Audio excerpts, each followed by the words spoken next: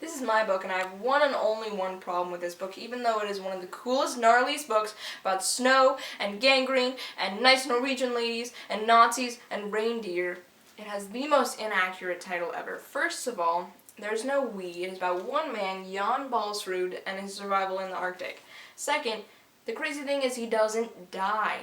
Even though he loses all of his toes and half of his body weight, he still doesn't die. He's just too stubborn. But the worst word, I think, is alone, because what I take to be the main point of this whole story is that he's not alone.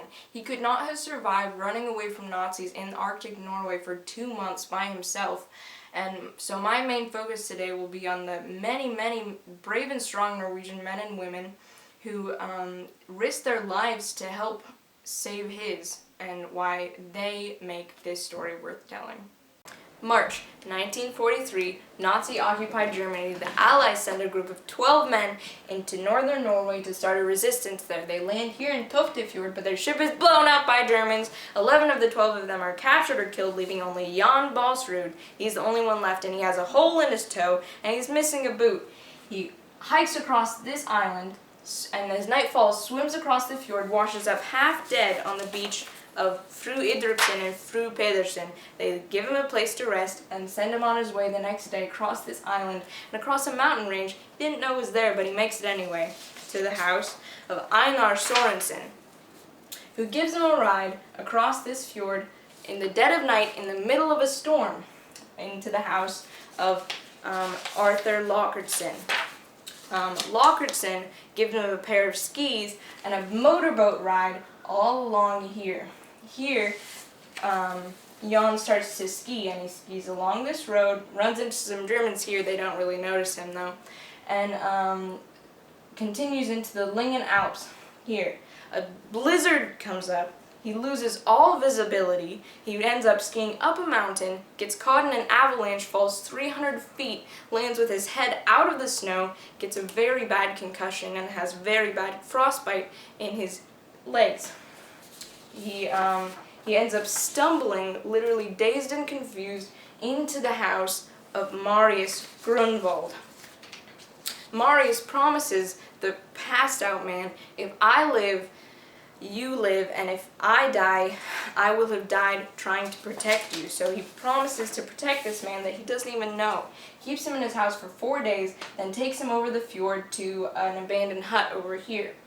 After a while, after about a week, Jan develops gangrene and is in intense pain. The snow is melting, and they say, we have to get this man out of the country. So he contacts this secret organization in Tromsø. They in turn contact these men in Mandal, which is this tiny town over the ridge here.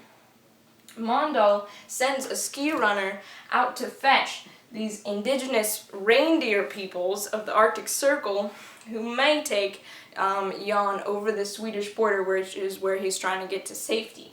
So Marius hauls Jan on a sledge with 3 of his friends. Here is a picture from a movie. And they haul Jan up onto the plateau. When they get there, the men from Mandal are not there. That exact day, the Germans had come into Mandal, and the men from Mandal could not leave. So they have to leave Jan up on the plateau for 5 days. After 5 days have passed, Marius heads up the mountain with his soon-to-be wife, Agneta, and they find Jan, and he's not dead. He says, can't kill an old fox. So they end up keeping him up here for 20 days. Every 3 or 4 days, someone from Mandal will come bring him food, but he's still up, buried in the snow, half dead. He's lost about half his body weight. He's 78 pounds now. And they try 3 times to get him across the plateau, the men from Mandal, but they just don't have the gear or the know-how to do it. So after the 3rd time, they end up abandoning him out there, and they just say, we can't take care of you anymore. So he's up there. 2 days later, 2 days, the lap that they had contacted in the first place, that lap comes and he finds them. These are a picture of the laps. They're very funny people. But they lash him, he lashes him onto his reindeer sleigh, and with the reindeer, they go and they head across the Swedish border, and Jan is finally safe. So from Toftafjord to Sweden, that's the story of Jan Balsrud. But what makes this story worth telling, or any story worth telling? The purpose is found in the way that it impacts an audience. And this story does that through these strong and compassionate Norwegians who challenge us to be better people. You see, too much of our attention is often directed towards people who don't really deserve it and aren't really going to help us on our journeys toward becoming better people. Because as teenagers, we're still trying to figure out what it looks like to be the best people we can be.